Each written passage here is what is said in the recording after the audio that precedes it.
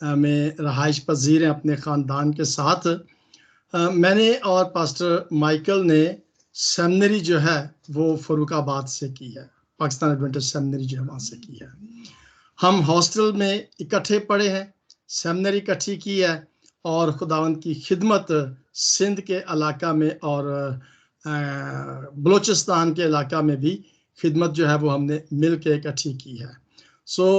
मुझे बड़ा ये आज शर्फ है कि मैं दावत देता हूँ खुदावंद के खादम को, पास्टर माइकल को, कि वो खुदावंद के जिंदा पाक कलाम को हमारे साथ शेयर करें। मैंने उन्हें दावत दी थी, जैसा कि आप जानते हैं कि ट्यूसडे को पास्टर मैथ्यू सेबेस्टियन जो है वो खुदावंद के जिंदा पाक कलाम को हमारे साथ शेयर करते हैं, लेकिन अनफॉर्चुनेटली वो आज किसी वजह से हमारे साथ नहीं हो सके।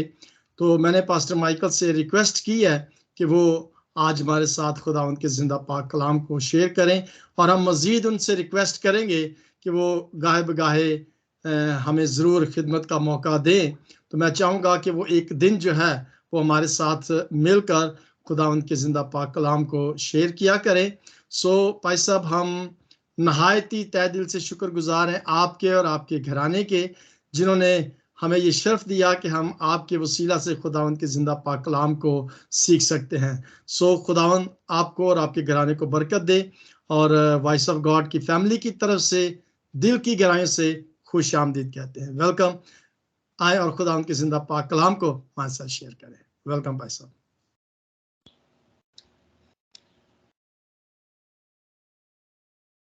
मसीह यीशु में आप सबकी सलामती हो, और आवाज मेरी सबको आ रही होगी, आनी चाहिए। क्लियर है, बिल्कुल क्लियर है। Thank you very much.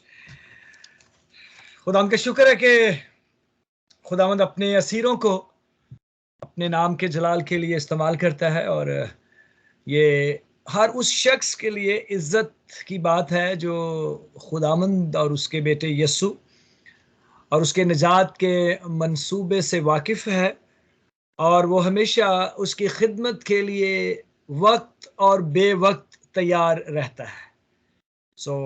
मैं पादरी साहब का और उनकी इस मिनिस्ट्री का और आप सब का शुक्रगुजार हूँ कि हम जहाँ जहाँ भी इस वक्त मौजूद हैं, खुदावंद हमें देख रहा है और हम उसकी हजूरी में हैं और उसकी बरकत हमारे साथ हैं। मैं इस मिनिस्ट्री के लिए और पादरी साहब के लिए और तमाम जो इसमें शराकतदार हैं उन सब के लिए आसमानी बरकत मांग लेता हूँ।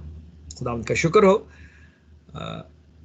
इससे पहले कि हम खुदावंद के कलाम की बात शुरू करें या आंखें बंद करेंगे और हम अपने आप को अपनी सारी कमज़ोरियों के साथ खुदावंद के सुपुर्द करेंगे। मेरे ज़िंदा आसमानी बाप, मैं तेरा शुक्रगुजार हूँ क्योंकि तू ही वो खुदा है जिसका शुक्रिया अदा करना हम पर वाजिब है। इस वक्त मैं इस हाज़िर जमायत के लिए जो मुख्तलिफ जगहों से तेरे हजूर एक होकर मौजूद है, हमारा एक होकर बैठना कबूल करना। मुझे मेरी सारी कमज़ोरियों में अपने ज़ोर के साथ इस्तेमाल कर लफ्ज़ों की तरतीब दे, और आज के कलाम का जो बीज बोया जाए उसके वसीला से हम अपनी अपनी काबिलियत और तेरे दिए गए तोड़ों के मुताबिक 30 गुना, 60 गुना और 100 गुना फल लाएं। यीशु के नाम से मांगते हैं, आमीन। मेरे साथ आप निकालें दूसरी सलातीन उसका 22वां बाब। बाइबल मुकद्दस आप सबके पास होगी और होनी भी चाहिए। जब आप खुदावंद के हजूर बैठते हैं तो खुदावंद का जिंदा कलाम आपके हाथों में होना चाहिए।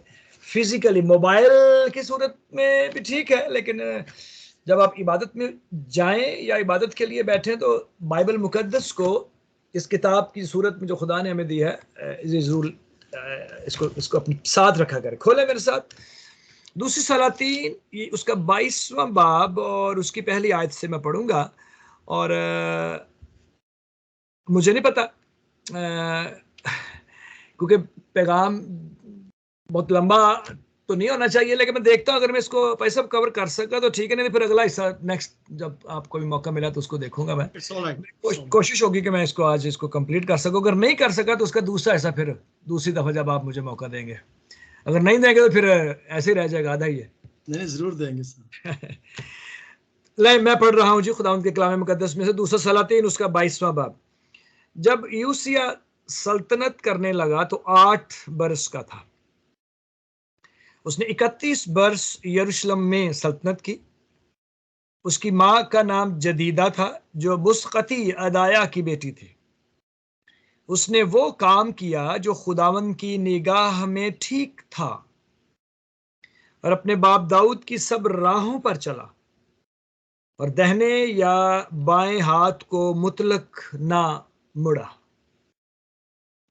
तीसरी आयत। और यूसिया बादशाह के 18वें बरस ऐसा हुआ कि बादशाह ने साफन बिन इसलिया बिन मुसलाम मुंशी को खुदावंद के घर को भेजा और कहा, बादशाह ने अपने मुंशी को भेजा कि तू खिलकिया सरदार काहिन के पास जा, ताकि वो उस नकदी को, रकम को, पैसे को, ताकि वो उस नकदी को जो खुदावंद के घर में लाई जाती है और जिसे दरबानों ने लोगों से लेकर जमा किया है, गिने, चंदे को, दायकियों को गिने, और वो उसे उन कारगुजारों को सौंप दें, उन पैसों को उन काम करने वालों को सौंप दें जो खुदावंद के घर की निगरानी रखते हैं, और ये लोग उसे उन कारीगरों को दें जो खुदावंद के घर में काम करते हैं, इन पैसों को, ताकि हैकल की दरारों की मुरम्मत हो, रेनोवेशन, मुरम्मत का काम हो इन पैसों से जो खुदावंद के घर में लोग देते हैं। यानी कौन कौन से लोगों को? बढ़ाइयों और राजों और मेमारों को दें, और हैकल की मुरम्मत के लिए लकड़ी और तराशे हुए पत्थरों के खरीदने पर खर्च करें। सो ये पैसा जो दिया है इसको निकालने और लोगों को दें ताकि वो मुरम्मत का काम करें, हैकल की मुरम्मत का काम। अगली आयत बड़ी बड़ी बड़ी ईमान अफरोज है, लेकिन उनसे उस नकदी का जो उनके हाथ में दी जाती थी कोई हिसाब नहीं लिया जाता था, कोई हिसाब नहीं लिया जाता था, इसलिए कि वो अमानतदारी से काम करते थे। वाह! जब मैं इस हवाले को पढ़ता हूं तो ये आयत मुझे बहुत इससे मैं बड़ा मैं असर करती है कि उस पैसे का इन लोगों से हिसाब नहीं लिया जाता था, ऑडिट नहीं होता था, पूछ गिछ नहीं की जाती थी कि लाओ जी पैसा आया कहां से, गया कहां से, किस वोट के तहत हासिल किया आपने ये पैसा और कैसे खर्च किया, ऐसा कुछ भी नहीं होता था। उसकी एक ही वजह थी कि वो अमानतदारी से काम करने वाले थे, अमानतदारी से। तो आज अगर ये ऑडिट सिस्टम अदारों में बना हुआ है तो इसका मतलब है कि पैसा इस्तेमाल करने वाले शायद ईमानदारी से, दयानतदारी से काम नहीं करते, इसलिए उनका हिसाब किताब होता है। लेकिन यहां नहीं हो रहा है, बात ये नहीं है। आगे चलते हैं। और सरदार काहिन खिलकिया ने साफन मुंशी से कहा, तवज्जो दीजिएगा, कि मुझे खुदावंद के घर में तौरेत की किताब मिली है, मुझे खुदावंद के घर में तौरेत की किताब मिली है। और खिलकिया ने वो किताब साफन को दी और उसने उसको पढ़ा। और साफन मुंशी बादशाह के पास आया और बादशाह को खबर दी कि तेरे खादमों ने वो नकदी जो हैकल में मिली है लेकर उन कारगुजारों के हाथ में सुपुर्द की जो खुदावंद के घर की निगरानी रखते हैं। और साफन मुंशी ने बादशाह को ये भी बताया कि खिलकिया काहिन ने एक किताब मेरे हवाला की है, और साफन ने उसे बादशाह के हजूर पढ़ा। समझ आ गई सबको? ठीक है। तो किताब वहां मिली है उनको जी, तौरेत की, और उसने उसको भी पढ़ा, और वो फिर किताब बादशाह सलामत के पास लाया और उसको पढ़ा बादशाह के हजूर। 11वीं आयत। जब बादशाह ने तौरेत की ये किताब की बातें सुनी तो अपने कपड़े फाड़े। अजीब बात है कि आप किताब कोई पढ़े आपके सामने और आप अपने कपड़े फाड़ दें, लेकिन उसने फाड़े। और बादशाह ने खिलकिया काहिन और साफन के बेटे अखी काम और मिकाया के बेटे अकबूर और साफन मुंशी और ईसायाक को, जो बादशाह का मुलाजिम था, यह हुक्म दिया कि, क्या हुक्म दिया? 13वीं आयत सुनिएगा, मेरे साथ रहिएगा। ये किताब जो मिली है इसकी बातों के बारे में तुम जाकर मेरी और सब लोगों और सारे यहूदा की तरफ से खुदावंद से दरियाफ्त करो, क्योंकि खुदावंद का बड़ा गजब हम पर, खुदावंद का बड़ा गजब हम पर इसी सबब से भड़का है कि हमारे बाप दादा ने इस किताब की बातों को ना सुना, कि जो कुछ उसमें हमारे बारे में लिखा है उसके मुताबिक अमल करते। सो 13 आयत तक पढ़ने के बाद हमें यह समझ आ जानी चाहिए कि जो किताब मिली, किताब को पढ़कर बादशाह ने कपड़े क्यों फाड़े। उसकी एक ही वजह नजर आती है कि हमने इस किताब की बातों के मुताबिक अपनी जिंदगी नहीं गुजारी, और इस किताब की तालीम के मुताबिक जिंदगी ना गुजारने की वजह से खुदावंद का गजब हम पर भड़का है, क्योंकि हमने अमल नहीं किया इसको पढ़कर। तब खिलकिया काहिन और अखी काम और कबूर और साफन और ईसाया खुल्दा नबिया के पास गए, जो तोशा खाना के दारोगा सलूम बिन तिको बिन खरखस की बीवी थी। अब ये लफ्ज तोशा खाना पढ़ने के बाद मुझे पाकिस्तान याद आ गया। आजकल वहां तोशा खाना बड़ा चल रहा है, तो इसका बताने की जरूरत नहीं है तोशा खाना क्या होता है। सो तोशा खाना के दारोगा सलूम बिन तिको बिन खरखस की बीवी थी। ये यरूशलेम में मिशना नामी मोहल्ला में रहती थी। सो उन्होंने उससे गुफ्तगू की खुल्दा नबिया से। उसने उनसे कहा कि खुदावंद इस्राएल का खुदा यूं फरमाता है कि तुम उस शख्स से जिसने तुमको मेरे पास भेजा है कहना।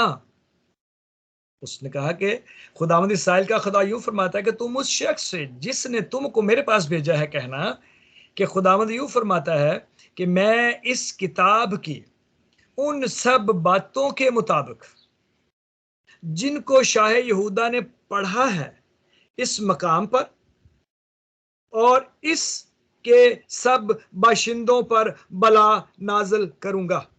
खुदावंद फरमाता है कि मैं इस किताब की उन सब बातों के मुताबिक जिनको शाह यहूदा ने पढ़ा है इस मकाम पर और इसके सब बाशिंदों पर बला नाजल करूंगा, क्योंकि उन्होंने मुझे तर्क किया और गैर माबूदों के आगे बखूर जलाया, ताकि अपने हाथों के सब कामों से मुझे गुस्सा दिलाएं। सो मेरा कहर इस मकाम पर भड़केगा और ठंडा ना होगा। आप सुन रहे हैं ना, कि और से बड़ी बात कि खुदावंद के कलाम में क्या क्या लिखा हुआ है।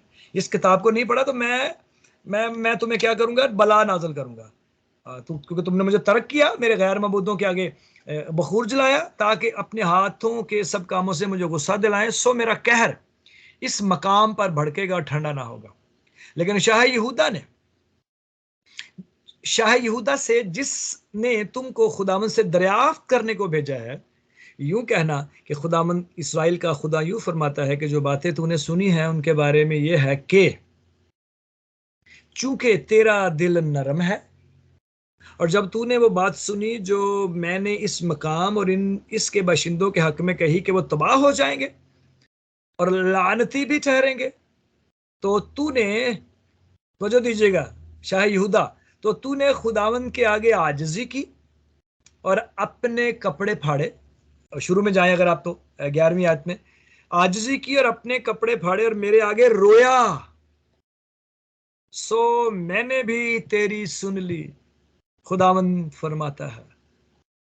इसलिए देख, मैं तुझे तेरे बाप दादा के साथ मिला दूंगा और तो अपनी गोर कब्र में सलामती से उतार दिया जाएगा, और उन सब आफतों को जो मैं इस मकाम पर नाजल करूंगा तेरी आंखें नहीं देखेंगी।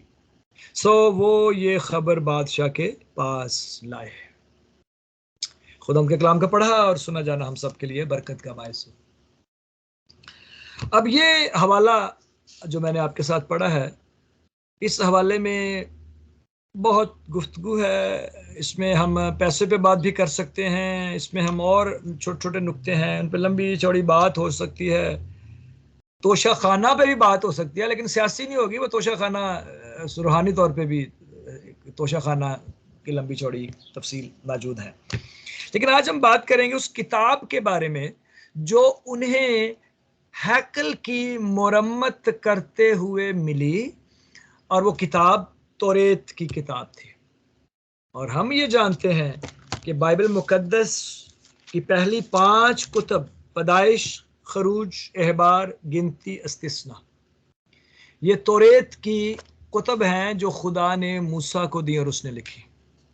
सो इस किताब को जब उन्होंने पाया, ये किताब जब उन्हें मिली, उसको पढ़ा तो कपड़े फाड़े और वजह एक ही नजर आई कि ये बलाएं, ये तकलीफ, ये मुसीबतें जो हम पर हैं इस किताब को न पढ़ने, और अगर पढ़ी है तो उसकी तालीम पर अमल ना करने की वजह से आई हैं। और फिर जब ये बात खुल्दा नबी तक पहुंची तो उसने बादशाह से कहा कि चूंकि तेरा दिल नरम हो गया, तूने खुदावंद के आगे अपने आप को उंडेल दिया, लिहाजा खुदा ने तेरी सुन ली और तूने अपने कपड़े भी फाड़े, आजिजी भी की, रोया भी, मैंने तेरी सुन ली है, लिहाजा तू इन बलाओं को अपनी आंखों से नहीं देखेगा, लेकिन जिंदगी जो तेरी है वो तो गुजारेगा, फिर अपने बाप दादा के साथ सो जाएगा। हम एक ऐसी दुनिया में रहते हैं जहां हालातों वाकयात इतनी तेजी से बदल रहे हैं कि पूरी दुनिया के हालात से वाकफियत रखना मुश्किल हो जाता है। क्योंकि हमारे पास टीवी चैनल्स हैं, खबरें हैं, लेकिन कौन कौन से मुल्क की क्या क्या खबर देखें। बाज़ दफ़ा हमारी अपनी खबरें बड़ी होती हैं घर की कि हमें वक्त नहीं मिलता कि दुनिया की खबरों में रहें, लेकिन जो बाइबल के लोग हैं, हम बाइबल को लोग, हमें पता होना चाहिए कि दुनिया में क्या चल रहा है, क्योंकि बाइबल मुकद्दस में जो कुछ लिखा है वो हालात तेज़ी से बन रहे हैं। आज मैं एक सुन रहा था रिपोर्ट कि चूँकि यूक्रेन और रूस की जंग चल रही है और वो पुल एक जो है रूस इस्तेमाल करता है दूसरे मुल्क तक अपनी रसद, अपना सामान पहुंचाने के लिए, वो उड़ा दिया गया।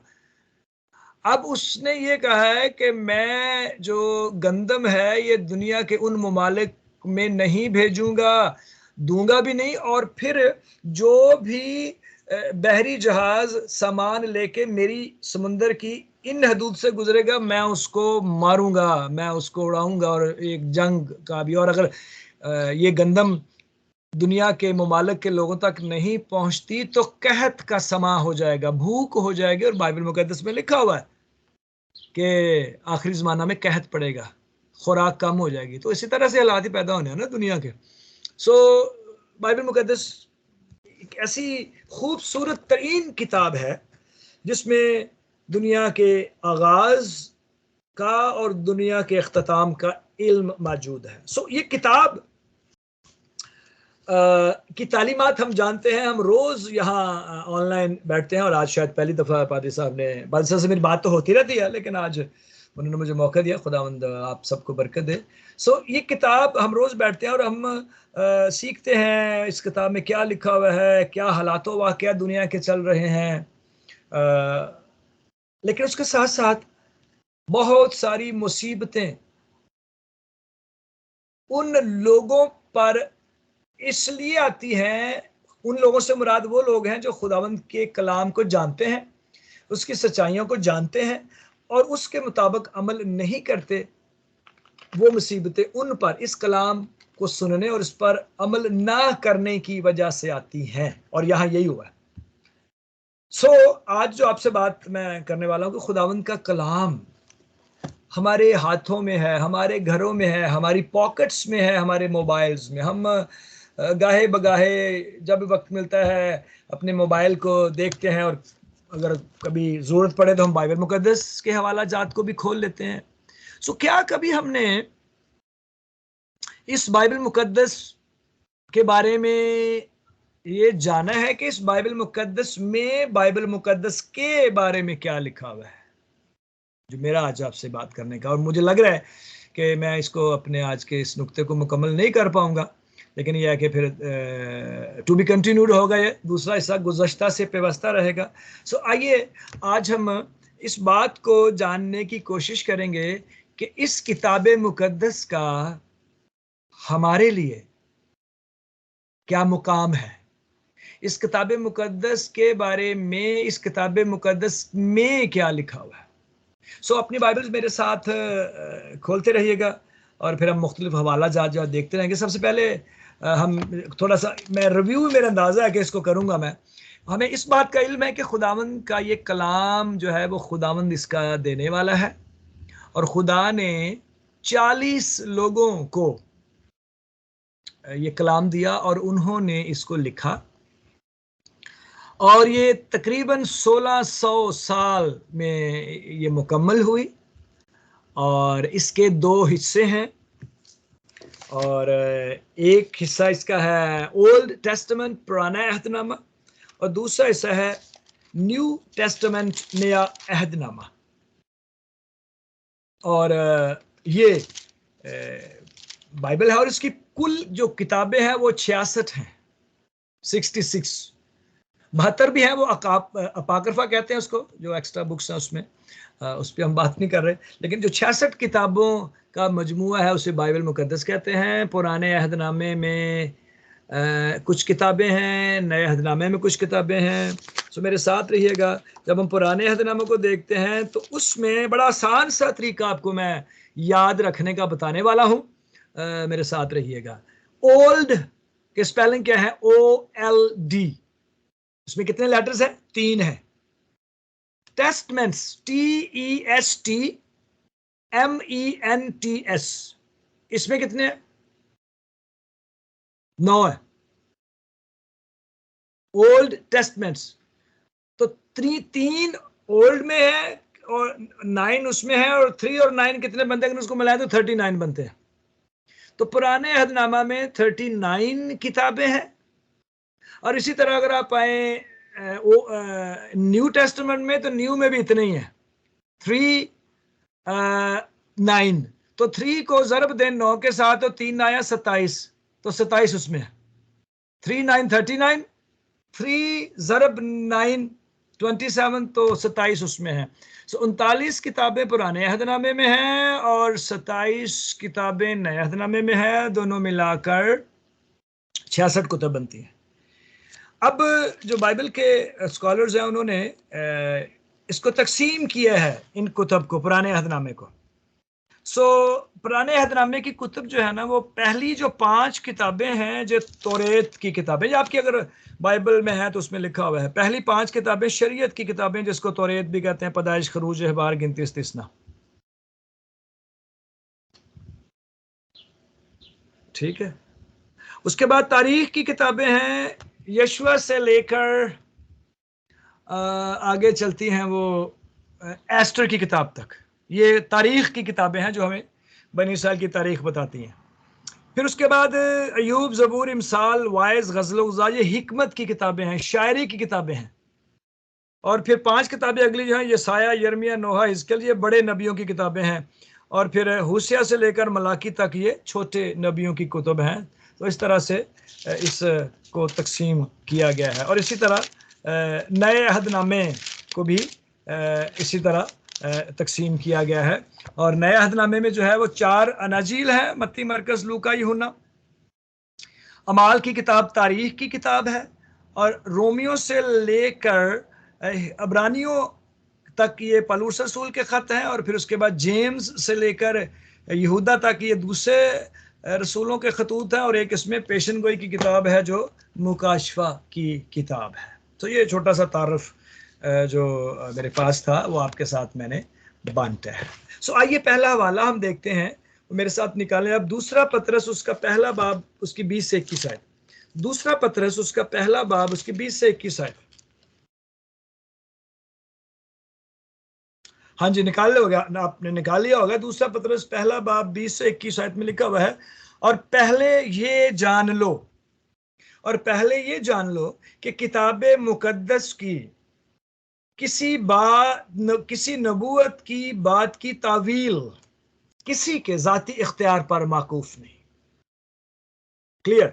और पहले ये जान लो, पहले, इससे पहले कि आप इसको सीखो या सिखाओ, और पहले ये जान लो कि किताब मुकद्दस की, किताब मुकद्दस 66, पुराना अहदनामा, नया अहदनामा, कि किताब मुकद्दस की किसी नबूवत, ये नबूवती पैगाम है, नबूवत की बात की तावील, तशरीह, समझाना, किताब मुकद्दस की किसी नबूवत की बात की तावील किसी के, पास्टर माइकल शहबाज खान या पास्टर जॉन लतीफ या पास्टर रॉबर्ट या कोई भी आप हम में से, लियाकत या जीशान, असला, अलमास, जो भी है, बात की तावील किसी के जाती इख्तियार पर मौकूफ ने, अपनी मर्जी से कोई भी इसकी तशरीह नहीं कर सकता, क्योंकि नबूवत की कोई बात आदमी की ख्वाहिश से कभी नहीं हुई। वेरी क्लियर, मैं बाइबल मुकद्दस में से पढ़ रहा हूं, क्योंकि नबूवत की कोई बात आदमी की ख्वाहिश से कभी नहीं हुई, बल्कि आदमी रूह कुद्स की तहरीक के सबब से खुदा की तरफ से बोलते थे। Very clear. सो इससे पहले कि हम बाइबल मुकद्दस को सीखें या सिखाएं, बयान करें, हम इसकी किसी बात की तशरीह अपनी जाती ख्वाहिश, जाती सोच के मुताबिक नहीं कर सकते।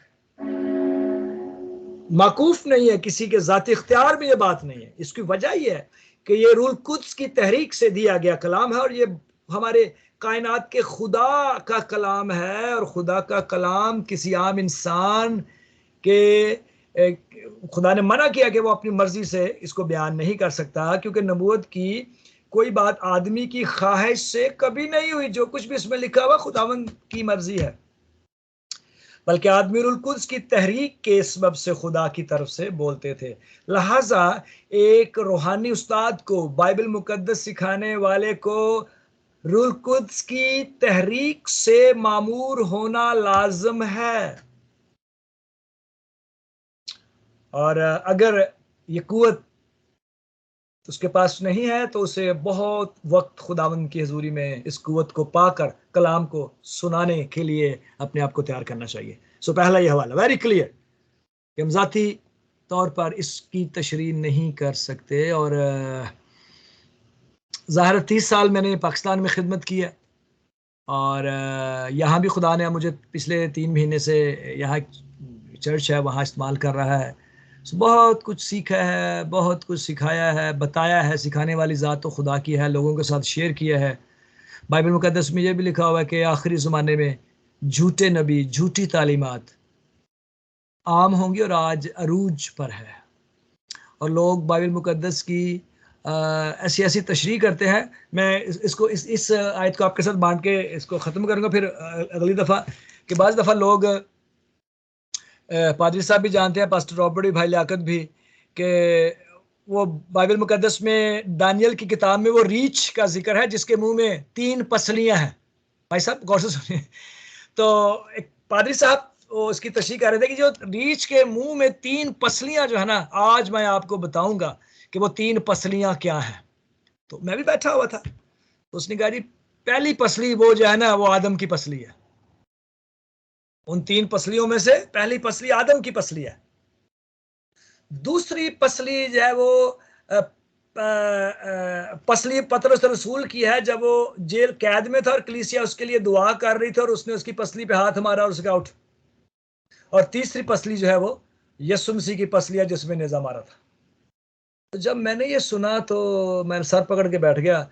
इसकी ये तशरीह नहीं है वो रीछ जिसके मुंह में 3 हड्डियां हैं और जिसका जिक्र दानियल की किताब में है, उसका हरगज ये मतलब नहीं है। एक बात। दूसरी बात, एक और मैंने लेक्चर सुना, वो जब यूना कश्ती में था तो वो कह रहे जी वहां ना खुदा लफ्ज है, वहां पर ना खुदा का जिक्र है यूना की किताब में। अगर मैं उसको पढ़ूं तो यूना जब जाता है मछली के पेट में तो वहां दुआएं करते हैं, तो वो ना खुदा होता है वहां। तो वो बता रहा था कुछ जो वाकफ नहीं था, तो उसने कहा जी उस ना खुदा से मुराद वो लोग हैं जिनका कोई खुदा नहीं होता, ना खुदा जिनका खुदा नहीं होता। सो मैं कहना ये चाहता हूँ, पादरी साहब जब कोयटा में थे तो मुझे इन्होंने बताया कि भाई साहब हम ना सीख रहे हैं आजकल ऑनलाइन कि किस तरह से बाइबल के तलफ़ुज़ को सीखना है और उसका मतलब क्या है, ये भी हमें सीखना है। मुझे याद है पादरी साहब उस वक्त कोयटा में थे, तो ये एक दफ़ा इन्होंने इस तरह का इंतज़ाम किया था ऑनलाइन, या कोई उन्होंने खादम बुलाए हुए थे जो इस तरह का उन्होंने पैगाम दिया था। सो इससे पहले कि हम आगे बढ़ें या खुदावंद के कलाम को पकड़ें और सिखाएं, इसको ज़ाती तौर पर हम इसको बयान नहीं कर सकते जब तक खुदावंद का पाक रूह हमारी हदायत ना करे। ठीक है। सो दूसरा पतरस पहला बाब उसकी 20 से 21 आयत, ये आज का मेरा पहला वाला है। मेरे पास और भी हवाले हैं 11-12 बल्कि ज़्यादा हैं, तो अगर मैं सारे बांटूंगा तो कम से कम घंटा लग जाएगा। तो मुझे पता है कि हमारा टाइम इतना नहीं है और मेरे पास भी इतना टाइम नहीं है। और फिर हम इसका दूसरा हिस्सा अगली दफ़ा सीखेंगे जब पैसा मुझे मौका देगा। मुझे बता रहे थे कि जुमेरात को शायद, मुझे नहीं पता, लेकिन जब भी ये मुझे कहेंगे I am ready to share those text with you, और हम आगे बढ़ेंगे। सो दोबारा आखिर में पढ़ूंगा फिर ये आए, तो उसके बाद फिर हम अख्ताम की तरफ चलेंगे। और पहले ये जान लो कि किताब मुक़द्दस की किसी नबूवत की बात की तावील किसी के ज़ाती इख्तियार पर मौकूफ़ नहीं, क्योंकि नबूवत की कोई बात आदमी की ख्वाहिश से कभी नहीं हुई, बल्कि आदमी रुल कुद्स की तहरीक के सबब से खुदा की तरफ से बोलते थे। तो हम खुदा की आवाज़ होते हैं, ये बता दूं आपको मैं। और खुदा की आवाज़ ठीक होती है, खुदा की आवाज़ ठीक होती है, और वो खुदा की आवाज़ हमारे अंदर भी है। मैं माइकल शहबाज खान हूँ, मेरे अंदर भी एक माइकल है। पास्टर जॉन लतीफ़ के अंदर भी एक जॉन लतीफ़, और उसको हम अपना ज़मीर कहते हैं। हमारे ज़मीर की आवाज़ कभी गलत रहनुमाई नहीं करती, वो हमें ठीक कहती है। अगर कहीं हम गलत कर रहे होते हैं ना, तो वो आवाज़ आती है अंदर से, ओ पादरी साहब, माइकल क्या कर रहे हो, गलत है ये। आती है ना आवाज़ आपको भी कभी, जब हम गलत को करते हैं, ये गलत है, वो अंदर की आवाज़ है, और वो ठीक आवाज़ होती है। उसको सुनते तो है, हम अमल करते हैं नहीं करते वो अलग मामला है, लेकिन आवाज़ आती है जो खुदा की होती है। You are doing wrong, stop. अब आखिर में एक शेर बोलूंगा, और उसके बाद हम फिर आगे बढ़ेंगे। पंजाबी का शेर है, सुनिएगा बड़े गौर से, और पाकिस्तान मुझे बता रहे समझ आती है सारे ने पंजाबी दी। रब रब कर दे बुढ़े हो गए पादरी पंडित सारे। उस शेर में तो मुल्ला है, लेकिन मैं पादरी लगाता हूं। रब रब कर दे बुढ़े हो गए पादरी पंडित सारे, रब दा खोज खुरा ना लब्बा सिजदे कर कर हारे। रब ते तेरे अंदर वसदा विच किताबां इशारे, बुल्ले शाह रब ओनू मिलदा जिहड़ा अपने नफ्स नू मारे।